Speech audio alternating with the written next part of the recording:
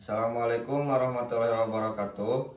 Perkenalkan, nama saya Rizal Adi Kurnia dari tingkat 1A, Prodi S1 Keperawatan dengan NIM 210327736. Di sini saya akan memenuhi tugas Promkes penyuluhan dengan judul tuberkulosis paru. Assalamualaikum warahmatullahi wabarakatuh. Waalaikumsalam warahmatullahi wabarakatuh. Di sini saya akan menyampaikan materi tentang tuberkulosis paru. Sebelumnya Ibu dan Adek udah tahu tuberkulosis paru itu apa? Belum. Udah tahu belum? Baik, di sini kalau belum tahu saya akan menjelaskan tentang pengertian tuberkulosis paru atau TBC ya, Dek. Nah, jadi di sini TBC atau tuberkulosis paru merupakan penyakit yang sebagian menyerang paru-paru. Nama kumannya yaitu Mycobacterium tuberculosis. Tetapi tidak juga hanya menyerang ke paru-paru, bisa juga ke organ yang lain, seperti ke hati dan yang lainnya. Apakah sudah mengerti tentang TBC? Dilanjut. Baik, selanjutnya saya akan menerangkan tentang penyebab terjadinya tuberkulosis paru atau TBC. Sebelumnya udah tahu penyebabnya belum? Belum. Jadi penyebab tuberkulosis paru itu bisa terjadi secara penularan. Nah, nama kumannya itu yang sudah saya sebutkan tadi, masih ingat nggak? Lupa lagi? Lupa. Nah, nama kumannya itu Mycobacterium tuberculosis. Nah, kumannya itu berbentuk seperti batang, ya,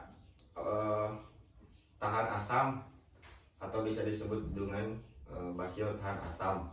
Kumannya itu tahan asam. Nah, bagaimana cara penularannya sehingga terjadi penyebab penularan dari TBC itu? Nah, jadi proses penularannya itu, contoh keluarga ibu ada yang menderita penyakit TBC.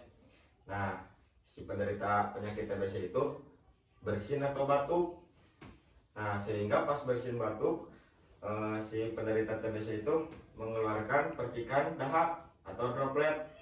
Nah, terus si percikan dahak itu kan namanya di rumah udaranya lembab, jadi kehisap lagi sama ibu sama adek. Nah, sehingga terjadi penularan sama keluarga ibu terhisap, sehingga jadi menular lah. Nah, gitu proses penularan. Dan jadi penyebabnya itu bisa terjadi penularan maupun di rumah ataupun di luar. Di luar kita tidak tahu siapa yang punya penyakit TBC itu siapa. Nah, intinya kalau ada yang batuk, kalaupun atau kita yang batuk, nah dari sekarang ada sama ibu atau sama keluarga ibu, kalau batuk pakai etika batuknya, seperti bisa pakai tutup pakai tangan kalau batuk bersin, kalau batuk sama bersin pakai masker atau menghindar dari orang lain. Nah, bentar, disitulah terjadinya penularan TBC. Apakah sudah mengerti? Insya Allah mengerti. Baik, di sini dulu terkait penyebab terjadinya penyakit TBC. Apakah ada yang ditanyakan? Selain dari yang disebutkan tadi tentang penularannya, terus bagaimana cara untuk mencegah terjadi penularan penyakit TBC tersebut dari si orang yang mengidap penyakit tersebut kepada orang lain? Nah, cara mencegahnya yang saya sebutkan tadi. Contohnya, kalau ada yang batuk, kalau kita batuk lah pakai etika batuknya. Terus kalau ada orang batuk, usahakan kita menghindar lah dari infeksi dari orang yang batuk itu, kita menjauh. Ada yang lainnya caranya?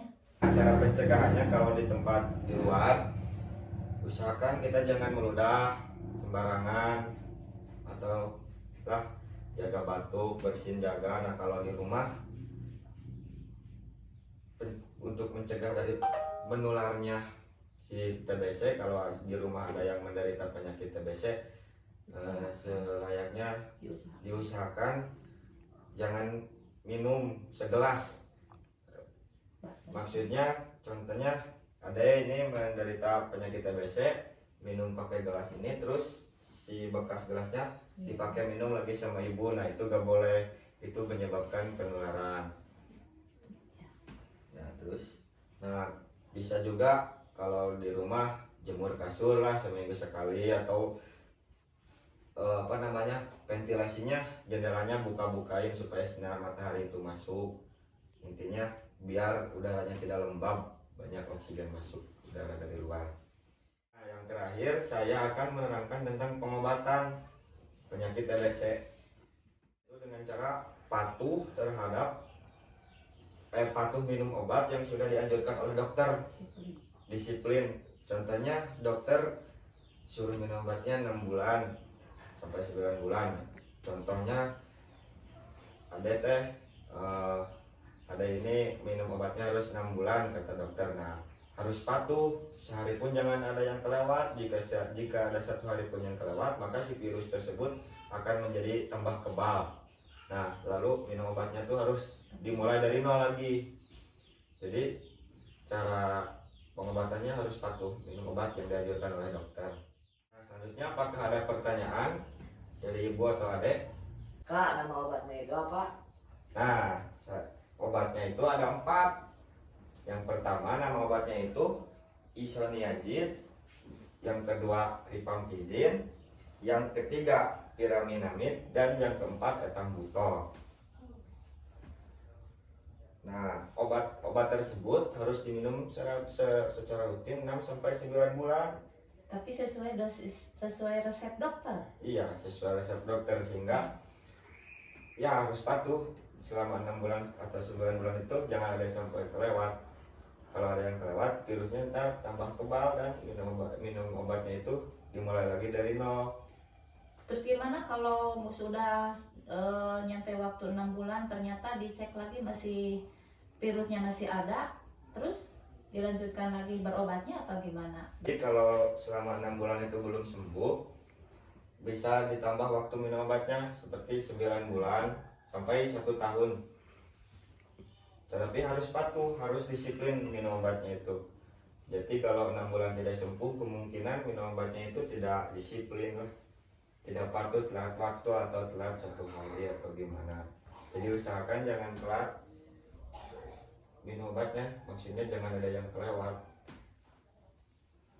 Terus kalau misalnya kita udah 6 bulan belum sembuh, udah 9 bulan belum sembuh, ternyata sembuhnya dalam jangka 1 tahun, kita minum obat terus. Kita dari mana kita tahu bahwa sudah 1 tahun itu penyakit TBC-nya udah sembuh? Nah kalau itu paling dokter melakukan dengan cara merongsen atau dengan cara ngelem, sehingga bisa juga dengan cek darah, sehingga kita tahu virusnya masih ada atau enggaknya dengan cara merongsen di lab atau cek darah. Ya, terima kasih. Apakah ada lagi pertanyaan? Tidak. Nah, obat-obat yang tadi sudah saya sebutkan, yang 4 obat tersebut mempunyai efek samping. Nah, yang pertama efek sampingnya yaitu warna urin menjadi kemerahan. Selanjutnya penurunan efektivitas seperti penurunan berat badan. Nah, selanjutnya gangguan penglihatan, gangguan saraf, bisa juga gangguan hati. Sekian materi yang bisa saya sampaikan. Semoga bermanfaat untuk keluarga ibu. Amin. Dan terima kasih sudah bisa menerima saya di sini. Wassalamualaikum warahmatullahi wabarakatuh. Waalaikumsalam.